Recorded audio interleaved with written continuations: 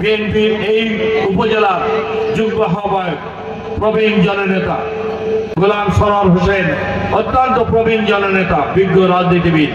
তার সাথে আমার কথা হয়েছে, বিদেশে চিকিৎসাধীন রয়েছেন, উনি ক্যান্সারে আক্রান্ত, ওনার জন্য আপনারা দোয়া করবেন।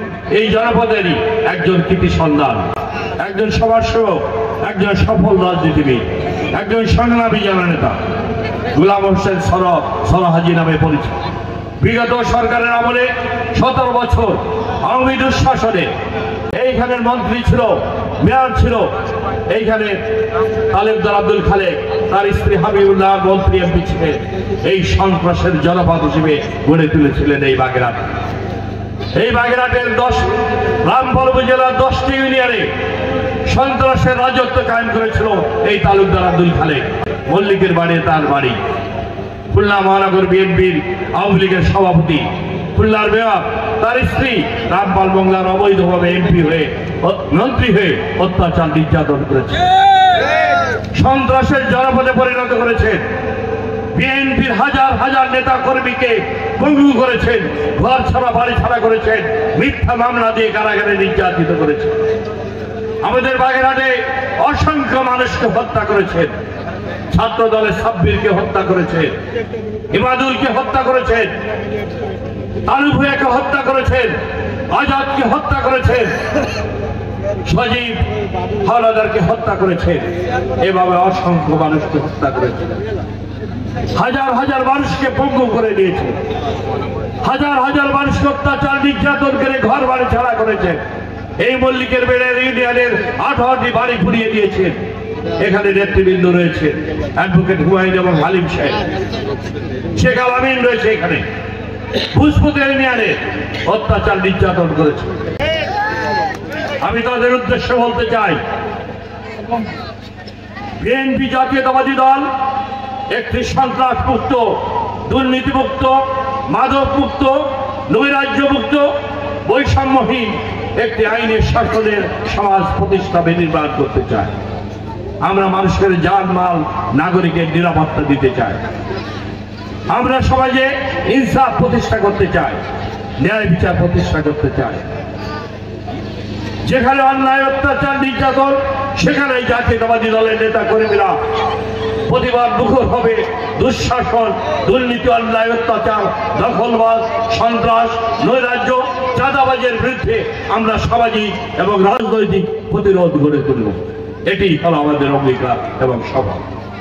আমাদের ভারপ্রাপ্ত চেয়ারম্যান, আগামী দিনের রাষ্ট্রনায়ক শহীদ রাষ্ট্রপতি জিয়াউর রহমান, দেশনেত্রী বেগম খালেদা জিয়ার রক্তের উত্তরাধিকার, আগামী বাংলাদেশের গণতান্ত্রিক বাংলাদেশ বিনির্মাণের অগ্রদূত তারেক রহমানের প্রতীক্ষায় এদেশের 20 কোটি মানুষ অপেক্ষায় রয়েছে।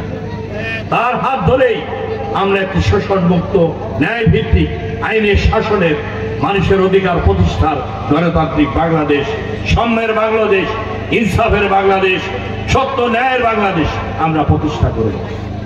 প্রত্যেকটি জনপদে আমরা মানুষের অধিকার, ন্যায় বিচারকে আমরা প্রতিষ্ঠা করে মানুষের বাক প্রকাশের অধিকার, সমস্ত নাগরিক অধিকার আমরা ফিরিয়ে দিব। আমাদের সংকট গণতন্ত্রের সংকট, আমাদের সংকট ন্যায় বিচারের সংকট, আমাদের সংকট অবিচার, অন্যায়, অত্যাচারের বিরুদ্ধে আমাদের লড়াই করতে হবে। আমি এখানে আসার আগেই মাননীয় পুলিশ সুপার মহোদয় তৈদুল আরিফ সাহেবের সাথে বেশ কয়েকবার কথা বলেছি। আমি রামপাল থানায় ওসি সাহেবের সাথে দেখা করে এসেছি। প্রত্যেকটি জনপদে যারাই আইন হাতে তুলে নেবে, মানুষের উপর জুলুম করবে, মানুষের ঘর বাড়ি জায়গা দখল করবে, চাঁদাবাজি করবে, সন্ত্রাস করবে, তারা কোনো দলের নয়, তারা সুযোগ সন্ধানী। হয়তো দলের কিছু কিছু লোক তাদের প্রশ্রয় দিয়ে, এইসব সন্ত্রাসীদেরকে প্রশ্রয় দিয়ে জনগণের জানমালের নিরাপত্তায় বিঘ্ন সৃষ্টি করছে। এরা অত্যন্ত সংখ্যায় কম। এদের বিরুদ্ধে আমাদের প্রতিরোধ গড়ে তুলতে হবে, রাজনৈতিক সামাজিক প্রতিরোধ গড়ে তুলতে হবে। সকল সন্ত্রাসী, চাঁদাবাজ, দখলদার এবং দুর্নীতিবাজ, লুটেরা, মাদক সেবনকারীদের বিরুদ্ধে আমাদের জনপ্রতিরোধ গড়ে তুলতে হবে। আমি মাননীয় পুলিশ সুপার মহোদয়ের সাথে কথা বলেছি, তিনি আন্তরিকভাবে এই সন্ত্রাস কবলিত জনপদ বাগেরহাটে আইন শৃঙ্খলা পরিস্থিতি উন্নয়নের জন্য রাত দিন কাজ করে যাচ্ছে।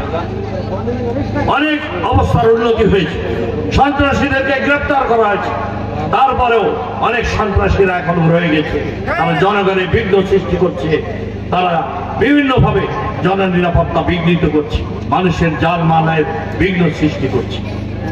তিনি আমাদেরকে আশ্বাস দিয়েছেন, পুলিশ সুপার মহোদয় ওসি সাহেবের সাথে কথা বলেছেন, যারা এই পেরিখালী ইউনিয়নে প্রত্যেকটা ইউনিয়নে যে ঘেয়ের বাড়ি রয়েছে, ব্যবসা বাণিজ্য, আপনাদের জমি, ব্যবসা প্রতিষ্ঠান রয়েছে, বাইরের বহিরাগত লোকজন এসে ঘের আসে দখল করে, এটা একটি ট্রেডিশন এই বাগেরহাটে।